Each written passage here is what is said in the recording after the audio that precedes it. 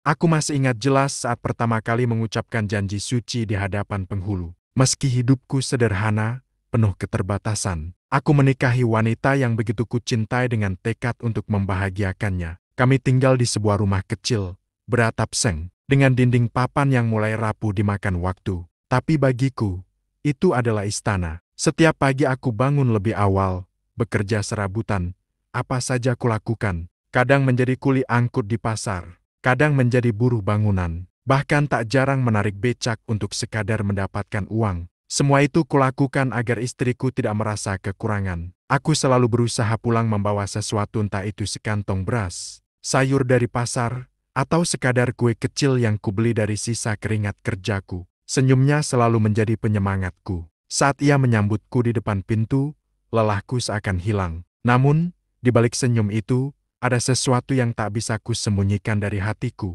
rasa dingin yang sering kuterima dari mertuaku. Sejak awal, mereka memang tidak pernah benar-benar merestui pernikahan kami. Katanya, aku terlalu miskin untuk anak mereka. Bagiku, aku hanya ingin membuktikan dengan kerja keras dan ketulusan, bahwa aku bisa membahagiakan istriku tanpa harus bergelimang harta. Hari-hari berlalu dengan kesederhanaan, penuh perjuangan, namun juga penuh cinta. Aku tidak pernah menyangka bahwa kebahagiaan kecil itu suatu hari akan hancur oleh sesuatu yang bahkan tak pernah kulakukan, fitnah.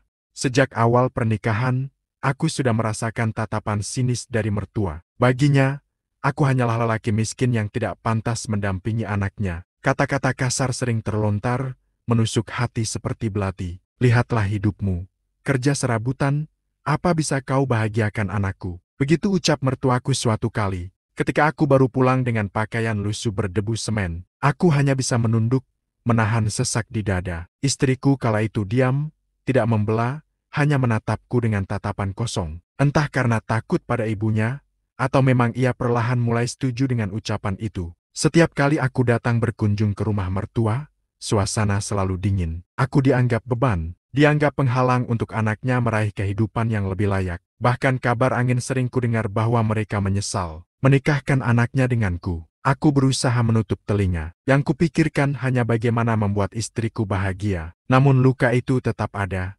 menggerogoti hatiku perlahan-lahan. Mertua selalu membandingkanku dengan lelaki lain. Lelaki yang kaya, yang punya rumah megah, yang bisa memberi fasilitas lengkap untuk seorang wanita. Kalau saja kau dulu memilih yang mapan, hidupmu tidak akan seperti ini, kata mertuaku kepada istriku. Saat aku tak sengaja mendengar dari balik pintu, aku menggenggam erat jemariku sendiri, menahan amarah yang membara. Aku sadar, cintaku sedang diuji, tapi siapa sangka, ucapan-ucapan itu hanyalah awal dari rencana yang jauh lebih kejam, sebuah fitnah yang akan menghancurkan hidupku. Hari itu, aku baru pulang kerja dalam keadaan letih. Keringat membasahi tubuhku, pakaian lusuh melekat, dan tanganku penuh debu. Saat sampai di rumah mertua, aku melihat sebuah mobil mewah terparkir di halaman. Mobil hitam mengkilap dengan plat nomor yang jelas bukan milik orang biasa. Di ruang tamu, seorang pria duduk dengan penuh wibawa. Pakaian rapi,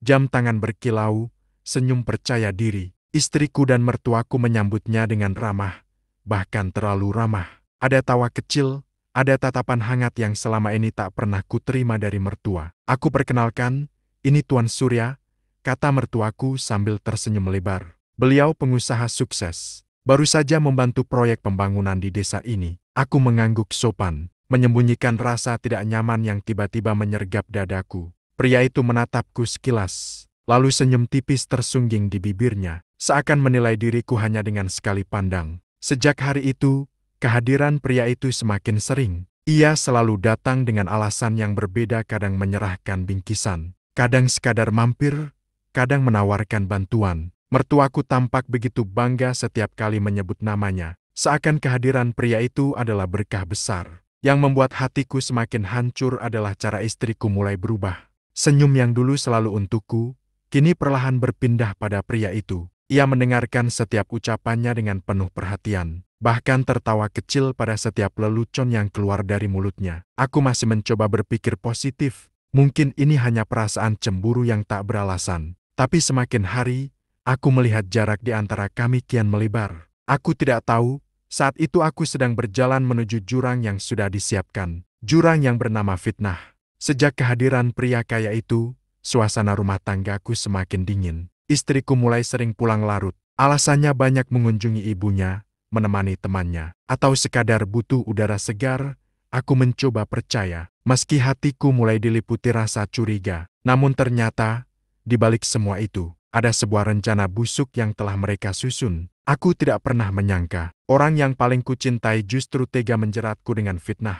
Suatu malam, aku dikejutkan oleh mertua yang tiba-tiba datang membawa beberapa orang tetangga. Wajahnya penuh kemarahan, matanya menyala seperti api. Di tangannya, ia menggenggam selembar foto. "Lihat ini," teriaknya. "Kau berani mengkhianati anakku dengan wanita lain?" Aku terperangah. Foto itu memperlihatkan sosok yang mirip denganku, sedang bersama seorang wanita di sebuah warung kecil. Padahal aku tahu jelas, malam itu aku sedang bekerja lembur sebagai buruh bangunan. Aku tidak pernah melakukan ini. Suaraku bergetar. Ini bukan aku, ini fitnah. Namun, siapa yang mau percaya? Istriku hanya menangis pura-pura, berpura-pura hancur hatinya. "Aku sudah sabar, Mas. Tapi kalau semua ini benar, aku tidak kuat lagi." Air matanya mengalir, tapi aku tahu betul itu hanyalah bagian dari sandiwara. Tetangga mulai berbisik, menatapku dengan jijik. Mertuaku menudingku dengan telunjuk bergetar. "Kau laki-laki hina, sudah miskin, selingkuh pula. Keluar dari rumah ini, kau tidak pantas lagi bersama anakku." Malam itu, semua yang kucintai runtuh seketika. Aku difitnah, dijatuhkan tanpa ampun. Dan istri yang dulu kupeluk dengan cinta kini berdiri di samping pria kaya itu, seolah menemukan alasan untuk benar-benar meninggalkanku. Dan aku hanya bisa terdiam, menahan perih, menahan luka. Sementara fitnah itu menjadi senjata yang mengusirku dari kehidupannya. Hari itu menjadi hari tergelap dalam hidupku. Pagi buta, aku dibangunkan dengan teriakan lantang dari mertuaku. Di halaman rumah, sudah berkumpul beberapa tetangga yang penasaran dengan keributan itu. "Keluarkan barang-barangnya, hari ini juga dia harus pergi." Suara mertuaku bergema, menusuk telingaku. Aku terbangun dalam keadaan bingung. Belum sempat berbicara, beberapa orang sudah masuk ke kamar, melempar pakaian dan barang-barangku ke halaman. Bajuku berserakan, sebagian terinjak tanah yang becek, sebagian bahkan dilempar ke got depan rumah. Aku menatap istriku, air matanya jatuh, namun bukan karena kehilangan. Itu adalah air mata sandiwara. Ia berdiri di samping ibunya, dengan wajah pura-pura hancur. "Mas, aku sudah tidak sanggup. Fitnah atau bukan, aku sudah tidak bisa percaya lagi. Lebih baik kita berpisah," katanya pelan, tapi cukup jelas untuk didengar orang-orang. Aku mencoba mendekat, berusaha menjelaskan, "Dengar aku tidak pernah selingkuh. Demi Tuhan, aku tidak pernah mengkhianatimu." Namun jawaban itu hanya disambut dengan ludah dari mertuaku, yang hampir mengenai wajahku. "Kau bukan siapa-siapa lagi. Anakku sudah tidak butuh laki-laki gagal seperti kau. Pergi dari sini, sebelum aku benar-benar menyeretmu keluar dengan cara yang lebih hina." Aku terdiam, lututku lemas. Semua tatapan tetangga menusukku, penuh jijik dan hinaan. Sebagian berbisik, sebagian mencibir. Nama baikku hancur seketika. Dengan hati yang remuk, aku mengumpulkan sisa barang-barangku yang kotor dan basah. Aku melangkah pergi tanpa tujuan, meninggalkan rumah yang dulu kuanggap sebagai tempatku pulang. Hari itu, aku benar-benar diusir, dikhianati, difitnah, dan dipermalukan. Dan yang paling menyakitkan, orang yang paling kucintai berdiri membisu, membiarkanku pergi tanpa sedikit pun mencoba menghentikan langkahku. Hari-hari setelah pengusiran itu adalah mimpi buruk yang nyata. Aku berjalan tanpa arah, membawa kantong plastik berisi pakaian kotor, tanpa tahu harus kemana. Malam pertama kuhabiskan di emperan toko yang sudah tutup. Udara dingin menusuk tulang, dan hujan yang turun membuat tubuhku menggigil. Esoknya, aku mencoba kembali bekerja. Namun kabar fitnah sudah lebih dulu menyebar. Teman-teman kerja menatapku dengan pandangan aneh.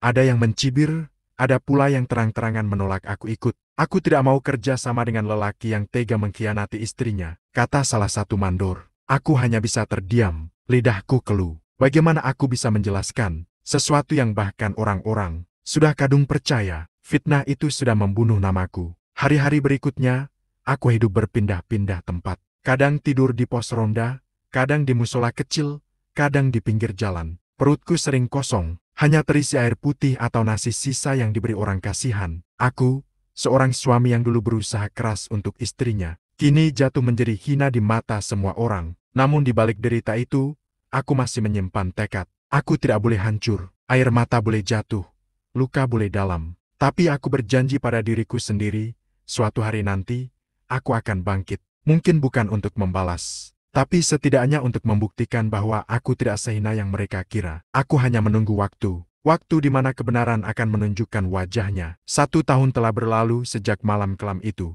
Setahun penuh aku menelan pahitnya hidup, menanggung hinaan, dan berjuang seorang diri. Namun roda kehidupan tidak pernah berhenti berputar. Dari keterpurukan itu, perlahan aku menemukan jalan untuk bangkit. Aku bertemu dengan seorang dermawan yang melihat ketulusanku saat bekerja serabutan. Ia memberiku kesempatan bekerja di sebuah proyek besar. Awalnya hanya sebagai kuli. Lalu karena kejujuran dan kerja keras, aku dipercaya mengurus bagian yang lebih penting. Dari sana, langkahku perlahan terbuka. Aku belajar, mengumpulkan pengalaman, hingga akhirnya dipercaya membuka usaha kecil dengan modal yang kuberi keringat dan air mata. Toko bangunan yang dulu hanya mimpi, kini mulai berdiri. Dari sana, aku mendapatkan penghasilan lebih baik. Rumah kontrakan sederhana berganti dengan rumah kecil namun layak. Hidupku mulai berwarna kembali. Orang-orang yang dulu mencibir mulai terdiam, beberapa bahkan datang minta maaf. Nama baikku perlahan kembali, meski luka fitnah itu masih membekas di hati. Di saat aku mulai bisa tersenyum lagi, kabar mengejutkan datang. Istriku yang dulu tega memfitnah, kini hidupnya tidak seindah yang dibayangkan. Pria kaya yang dinikahinya ternyata bukanlah sosok ideal. Kekerasan, perselingkuhan, bahkan kebangkrutan mulai menghantui rumah tangga mereka. Dan mertuaku orang yang dulu mengusirku dengan hinaan kini jatuh sakit. Namun tak ada seorang pun yang peduli. Takdir sedang berputar. Aku berdiri tegak, jauh berbeda dari sosok yang pernah mereka injak-injak. Dan di lubuk hatiku, aku tahu, saatnya penyesalan itu akan datang.